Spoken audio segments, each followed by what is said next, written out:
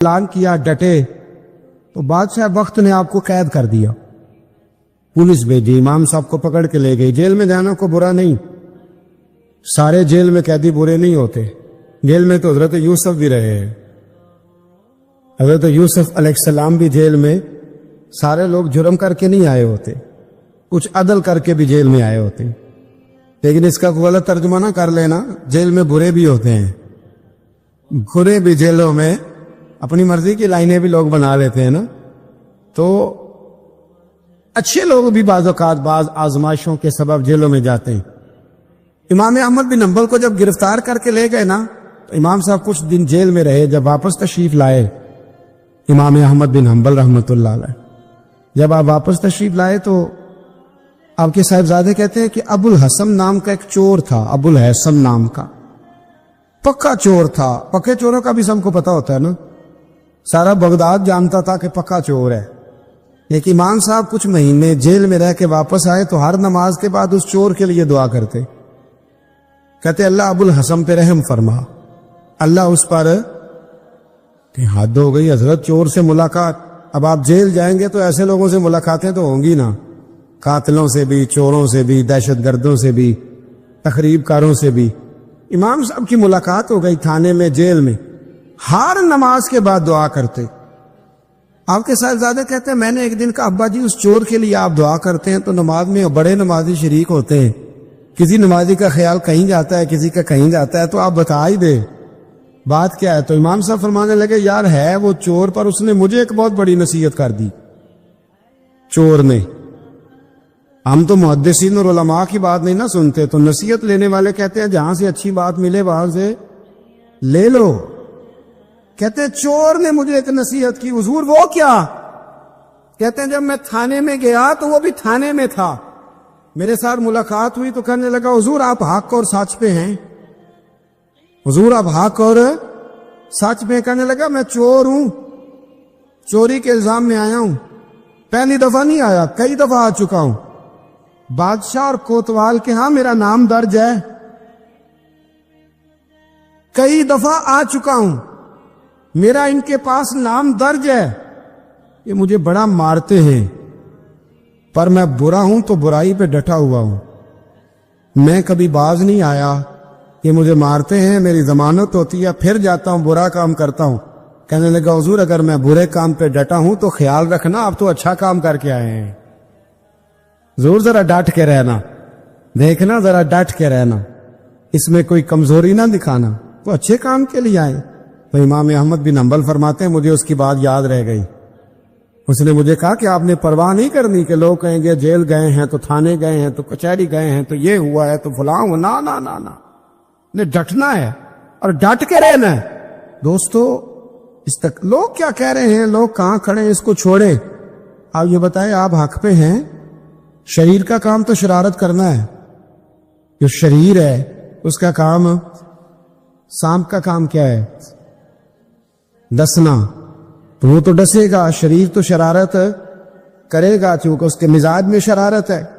آپ کو کیا کرنا ہے، آپ کو دیکھنا یہ ہے کہ آپ کا راستہ ٹھیک ہے، آپ حق پہ ہیں، پھر آپ کو شریر کی پرواہ نہیں کرنی، ڈسنے والے کی پرواہ نہیں کرنی، رب رسول کی رضا کی طرف دیکھنا ہے، پھر اللہ اور اس کے رسول کی رضا کی طرف دیکھنا ہے، آگے بڑھنا ہے، جد و جہد کرنی ہے، کام کو جاری رکھنا ہے۔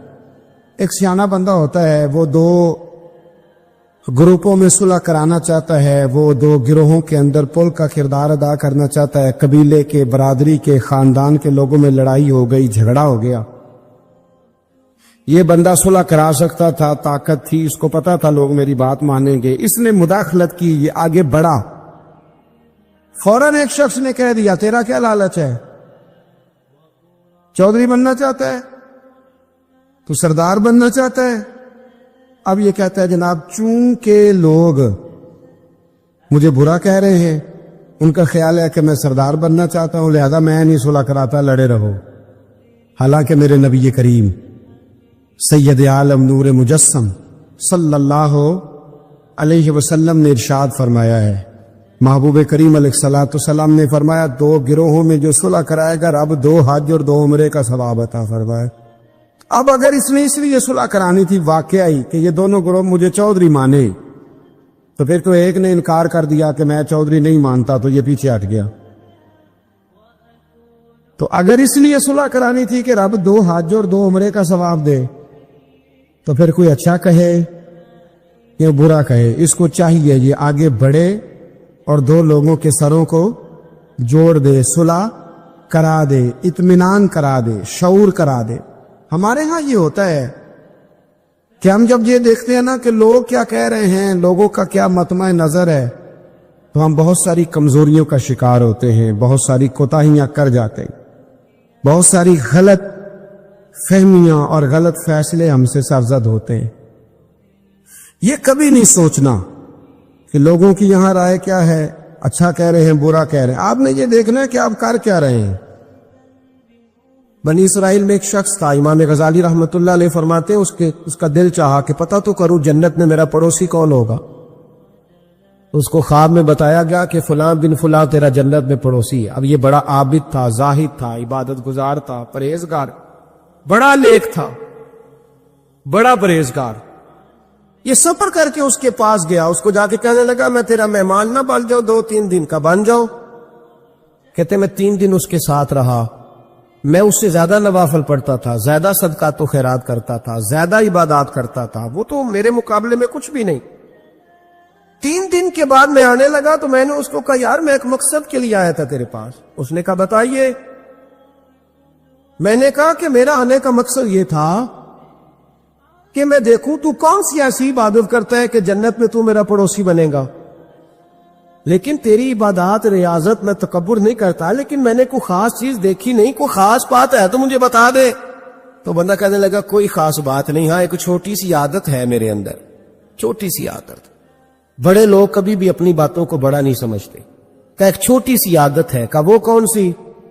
تو وہ کہنے لگا اگر شدید گرمی ہو نا تو میں نے اپنے رب سے کبھی سردی نہیں مانگی، اور کبھی برف جمی ہو نا گلیوں میں تو میں نے اپنے رب سے کبھی گرمی نہیں مانگی۔ میں سمجھتا ہوں میرا رب مجھے دیتا ہی وہ ہے جو میرے حق میں بڑا بہتر ہوتا ہے۔ یہ ایک میری چھوٹی سی عادت ہے کہ کڑاکے کی دھوپ میں میں نے کبھی مالک سے سائے کا سوال نہیں کیا، اور اگر تیز بارش ہو رہی ہو تو میں نے کبھی یہ نہیں کہا کہ بارش نہیں ہونی چاہیے تھی، کیا بلے گا فلاں چیز کا۔ میں سمجھتا ہوں جو بہتر تھا اللہ نے وہی دے دیا ہے، تو میں مطمئن رہتا ہوں۔ تو عابد وہ نیک آدمی وہ اللہ کے ولی کہنے لگے اسے چھوٹی سی عادت نہ بتا، تیری یہ وہ عادت ہے جس کی وجہ سے رب تجھ سے راضی ہو گیا ہے، اللہ تجھ سے راضی ہے تیری اس عادت کی بنا پر۔ جب ہمارے مزاج میں یہ چیزیں آ جائیں گی نا کہ جو میرے حق میں بہتر تھا مالک نے مجھے وہ دے دیا ہے، پھر ہم ہر جگہ بیٹھنے کی تمنا نہیں کریں گے، پھر سامنے والے سے ہم حسد نہیں کریں گے، پھر ہم یہ نہیں چاہیں گے کہ اللہ کرے وہ مر جائے اور اس کی ہر چیز مجھے مل جائے، پھر ہمارا مزاج پھر ہماری طبیعت یہ نہیں رہے، اللہ کی رضا پہ راضی رہے، مالک کے فیصلوں میں اپنے دل میں کوئی بوجھ محسوس نہ کرے، اپنی زندگی اللہ کے فیصلوں۔ دیکھیں نا جو ماں باپ اللہ نے بڑے اچھے سمجھے وہ ہمارے لیے پسند کی، وہ اللہ نے ہمارے لیے جو اس نے ہمارے حق میں بڑے، جو بہن بھائی اللہ کرے آپ کو سمجھ آئے، جو بہن بھائی اس نے ہمارے حق میں بڑے اچھے سمجھے وہی بہن بھائی اس نے ہمیں عطا کیے۔ جس بیوی کو اس نے ہمارے گھر کے گلشن میں بہتر سمجھا اس کو لا کے اس نے ہمارے آنگن میں بٹھایا، اور جو اولاد اس نے ہمارے لیے باعث افتخار سمجھی وہ اولاد اس نے ہمیں عطا فرمائی۔ حضرت نوح علیہ السلام کا بیٹا کافر ہو گیا، پر کسی جگہ انہوں نے شکوہ نہیں کیا کہ مالک یہ کافر کیوں ہوا، اللہ کے قبضے میں ہے نا دل، پھیر سکتا ہے نا، مقلب القلوب ہے، لیکن حضرت نوح نے دعا اللہ کی رضا پر راضی رہے، اپنا مزاج بدلے، تاکہ معاشرے میں یہ جو گھٹن ہے، یہ جو ٹینشن ہے، یہ جو جھگڑا ہے، یہ جو چھینا چھانی ہے، یہ جو ایک دوسرے پر لوگوں کی نظریں ترچھی ہیں، یہ ختم ہو۔ سمجھیں کہ میرے حق میں جو بہتر تھا مالک نے وہ چیز مجھے عطا کر دی۔ میں اکثر کہتا ہوں اپنے دوستوں کو، میں کہتا ہوں مجھے ایسے لگتا ہے جو سب سے اچھے ماں باپ تھے وہ اللہ نے مجھے عطا فرمایا، اور جو سب سے بہترین اساتذہ تھے نا ان کا دروازہ اللہ نے مجھے عطا فرمایا، اور جو جس شیخ جس پیر کو اللہ نے سب سے زیادہ شان عطا فرمائی اس کا دروازہ اللہ نے مجھے دکھایا۔ اور اس کے بعد اتنے تابع دار شاگرد میں نے کسی کے نہیں دیکھے جتنے مجھے ملے، اور اتنے وفادار پیر بھائی اور مرید میں نے کسی کے نہیں دیکھے جتنے مجھے ملے۔ میں اس بات پر، اور میں بات اس لیے نہیں کر رہا، میں آپ کو دل کی گہرائی سے بات بتا رہا ہوں کہ یہ عنوان زندگی ہے، یہ روح زندگی ہے۔ میں کبھی کبھی بڑے ناز کے ساتھ سجدہ شکر ادا کرتا ہوں کہ ایک بہت بڑا خوش نصیب شخص ہو۔ اب یہ بات صرف سوچنے کی ہے، 100 لوگوں میں سے اگر ان 2 پہ ہی بندہ غور کرے جو نافرمان ہے تو پھر زندگی آگے چل سکتی؟ تو 98 پر غور کیوں نہیں کرتا؟ تو 98 پر غور کیوں نہیں کرتا؟ اگر کسی شخص کے ساتھ تیرے 20 سال گزرے اور تو صرف اس ایک دن کو یاد رکھے جس دن میں اس نے تکلیف دی تھی، تو پھر یہ تیری زیادتی ہے۔ تو باقی ان دنوں کو کیوں نہیں یاد رکھتا جن دنوں میں اس کے تیرے ساتھ محبت والا معاملہ فرمایا، خدمت والا، راضی دل رضا کا مزاج بنائے۔ یہ مسلمان کے ایمان کا حسن ہے، یہ مسلمان کے کردار کا کمال ہے، یہ مسلمان کی سوچ کا بلند معیار ہے، یہ مسلمان کا اعلیٰ مقام ہے۔ حضرت عبداللہ ابن عمر کا بیٹا بیمار ہو گیا، بڑے پیارے ہوتے ہیں نا بیٹے، آپ بڑے پریشان تھے، شدید پریشان تھے۔ صحابہ کہتے ہیں ہم نے آپ کو بڑی تکلیف میں دیکھا، کبھی اس حکیم کے پاس، کبھی اس حکیم کے پاس، کبھی اس جگہ، کبھی اس جگہ۔ کچھ دنوں کے بعد بیٹا انتقال کر گیا، لیکن کہتے ہیں جب ہم تعزیت کے لیے گئے تو ہم نے ان کے چہرے پر بہت ساری سکون کو، بہت ساری راحت کو دیکھا۔ بیٹا انتقال کر گیا، جب وہ بیمار تھا تو پریشان تھے، اب جب انتقال کر گیا تو سکون میں۔ تو کہتے ہم نے ان سے سوال کیا کہ حضور اس وقت آپ پریشان تھے، انتقال کے بعد تو لوگ زیادہ پریشان ہوتے، اب آپ سکون میں ہیں۔ تو آپ فرمانے لگے جب تک میری ڈیوٹی تھی میں پریشان تھا، خدمت کر رہا تھا، نوکری کر رہا تھا، اب میں اسے اس کے پاس چھوڑ آیا ہوں جو مجھ سے بہت زیادہ اس کا خیال رکھنے والا ہے، جو مجھ سے کئی ہزار گنا بڑھ کے اس پر توجہ کرنے والا۔ اب مجھے پریشانی، اب میرا قریب مجھ سے کہیں بڑھ کر اس کا خیال رکھے گا، اسے سکون دے گا، اسے راحت دے گا، اور میں اپنے رب کے فیصلے پر بڑا راضی ہوں۔ اس نے جو بہتر سمجھا اس نے میرے حق میں وہ فیصلہ۔ حضرت ابن وقاص رضی اللہ تعالیٰ عنہ بڑے مستجاب الدعوات بزرگ تھے، مستجاب الدعوات۔ حضرت عبداللہ بن صائب رضی اللہ تعالیٰ عنہ فرماتے میں حج کرنے گیا تو میں طواف وداع کرنے گیا، حج کا آخری رکن ہوتا ہے، پس آتا ہے نا آفاقی حاجی تو طواف وداع کرتا۔ کہتے جب میں طواف وداع کرنے گیا تو طواف وداع کے موقع پر میں نے دیکھا کہ جتنا رش حجر اسود کے پاس ہے اتنا ہی حضرت ابن وقاص کے پاس بھی ہے۔ شاید سمجھ نہیں آئی آپ کو میری بات۔ حجر اسود کے پاس بہت بڑا رش ہوتا ہے، ہر آدمی کی خواہش ہوتی ہے بوسہ لینے کی۔ جتنے لوگ وہاں کھڑے تھے اتنے ہی لوگ حضرت سیدنا ابن وقاص رضی اللہ تعالیٰ عنہ کے پاس بھی کھڑے تھے۔ تو کہتے مجھے تعجب ہوا، عبداللہ بن صائب کہتے میں بھی ان کے پاس جا کے بیٹھ گیا تو میں نے دیکھا کہ وہ نابینا ہے، آنکھوں سے نظر نہیں آتا، لوگ ان کے پاس دعائیں کرانے آ رہے، اور فرماتے میں نے عجیب حال دیکھا، بیمار ترین شخص ان کے سامنے آ کے بیٹھا، حضور میرے لیے دعا کر دیں۔ تو فرماتے انہوں نے دعا کے لیے ہاتھ اٹھائے تو وہیں اسی وقت میں نے دیکھا اللہ نے اس بندے کو شفا فرمایا۔ میں نے دیکھا مقروض دعا کرا رہے ہیں، بیمار، بے اولاد، جو بھی دعا اسے کراتا اللہ اس کی حاجت کو پورا فرما دیتا۔ حضرت عبداللہ بن صائب کہتے ہیں میں شام تک بیٹھا رہا، ہر نماز کے بعد رش ہوتا، میں دیکھتا رہا۔ فرماتے ہیں شام ہو گئی، لوگ دعائیں کرا کے چلے گئے۔ جب مغرب کا وقت ہوا تو نابینا تھے، پھر بھی مجھ سے کہنے لگے عبداللہ ساری دنیا نے دعائیں کرائی ہے، تو نے نہیں کرانی؟ تو صبح سے بیٹھا ہے بس دیکھے ہی جا رہا ہے، تو نے نہیں کوئی دعا کرانی؟ تو کہتے ہیں میں نے کہا حضور میں نے دعا نہیں کرانی، ایک سوال پوچھنا ہے۔ تو فرمانے لگے پوچھو۔ تو میں نے کہا حضور سارا زمانہ جو دعا کراتا ہے اور اللہ آپ کی قبول کرتا ہے، تو ایک دعا آپ اپنے لیے بھی کر لیں، اللہ آپ کو آنکھیں عطا فرما دے۔ مالک جو قبول کر رہا ہے تو ایک کر لیں اپنے لیے بھی۔ میں گڈی تے ہاتھ ڈور سجن دے، او جنج رکھے اونج رہنا ہے، او جنج رکھے اونج رہنا ہے، واجب نہیں جے وچ شریعت مندہ خصم نو کہنے لگے ایک دعا اپنے لیے بھی کر لیں۔ کہتے ہیں جب میں نے یہ کہا تو بن وقاص رو پڑے، اتنا روئے کہ ان کی ہج کی بند گئی۔ کہنے لگے نا جب تک رب نے چاہا اس نے مجھے آنکھیں دی، اور اب اس نے بہتر سمجھا کہ میری آنکھیں نہ رہے، تو اس نے جو بہتر سمجھا میرے لیے کر دیا۔ میرا مالک میرے حال سے آگاہ ہے، اور میرے مالک کی حکمت ہے، اس نے مجھے جس حال میں رکھا ہے، اور فرمایا اگر اس نے مجھے اس حال میں رکھا ہے تو میں بھی اس حال پہ بڑا ہی راضی ہوں۔ میں اپنے مالک کے دیے ہوئے اس حال پر بڑا۔ مسلمان یہ سمجھ لے، اس پیغام کو پلے کے ساتھ باندھ لے۔ اگر اس نے جلد بازی دکھانی ہے، اگر اس نے بے راہ روی کرنی ہے، اگر اس نے اللہ تبارک و تعالیٰ کے فیصلوں میں مداخلت کرنی ہے، پھر یہ تو ممکن ہی نہیں۔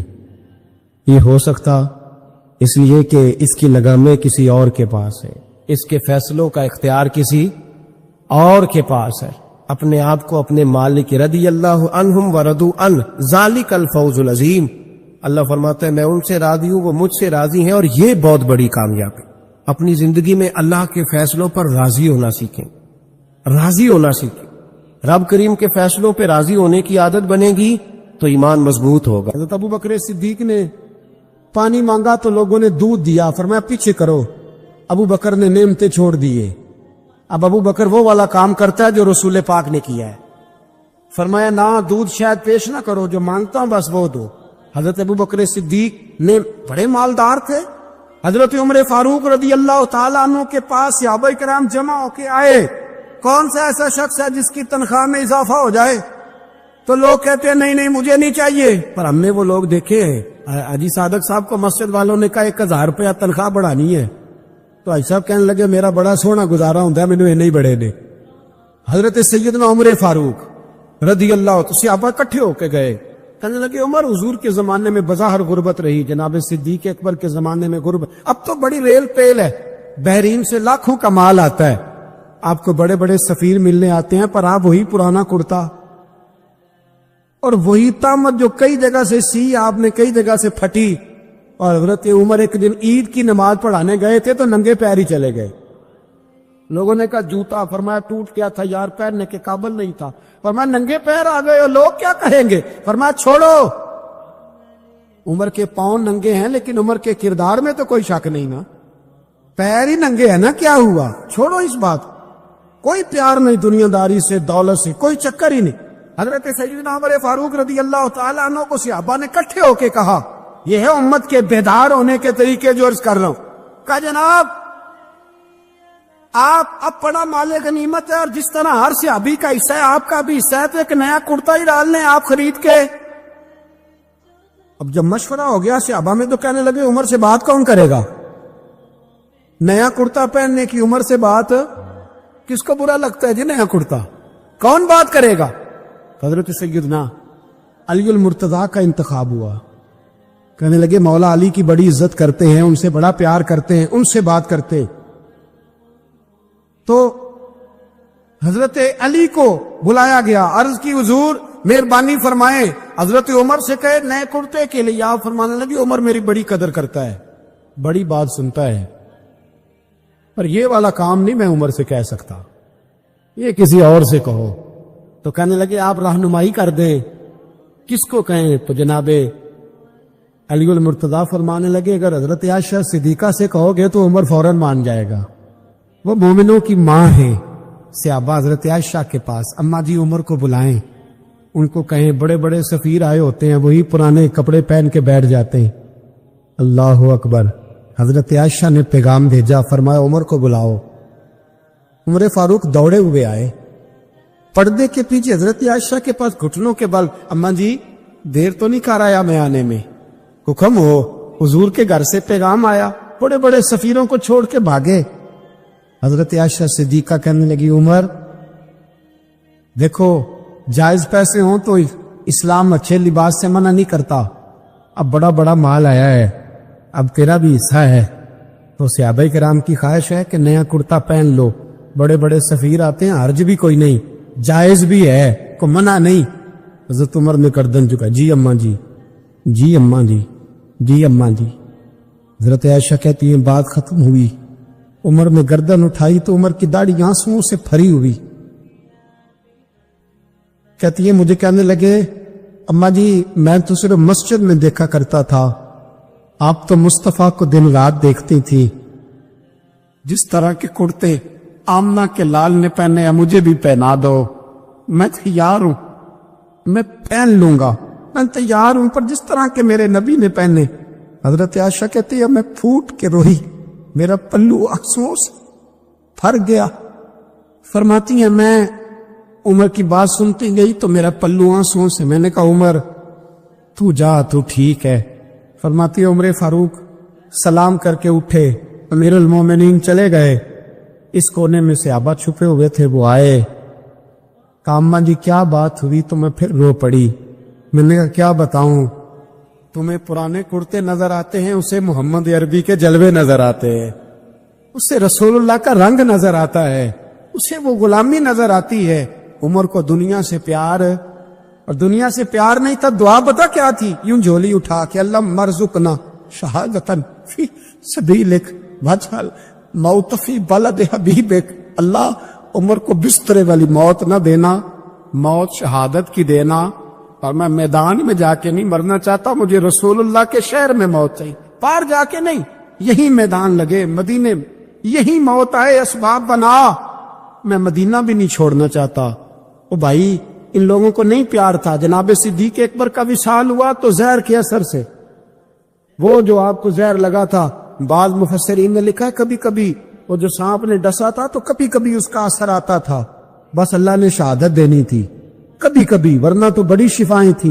हजरत उमर शहीद, हजरत उस्मान, जनाब अली, इमाम हसन, इमाम हुसैन, अली अकबर, अली असगर, हजरत अब्बास, हजरत साद बिन अबी, साद बिन माज, हजरत अमीर हमजा, मुसअब इब्न उमैर। मेरे महबूब ने तो लिस्ट बनाई शहीदों की, लिस्ट बनाई शहीदों की। शहादत से प्यार किया रसूलुल्लाह सल्लल्लाहु अलैहि वसल्लम के गुलामों ने, प्यार किया शहादत से, इसीलिए तो काफिर उठ नहीं सका कि शहादत से हजरत साद बिन माज रज़ी अल्लाह तआला अन्हु को जख्म लग गया, जंग से जिंदा आ गए, लेकिन जख्म में रो के कहने लगे महबूबा सारे शहीद हो गए, मैं ऐसे ही रह गया। हुजूर ने फरमाया नहीं, रब तुझे भी शहादत की मौत ही अता फरमाएगा। उसी जख्म में पर्दा हो गया। मेरे भाई हजरत अमर बिन जमू रज़ी अल्लाह तआला अन्हु 4 बेटे लेके ओहद के मैदान में आए, कहा महबूबा मेरे 4 ही थे, मैं सारे ले आया हूं, सारे ही कबूल है? मैं ठीक है। फिर खुद भी ज़रा पहन ली, एक टांग से लंगड़े थे, टांग छोटी थी। हुजूर ने फरमाया तूने क्यों लिबास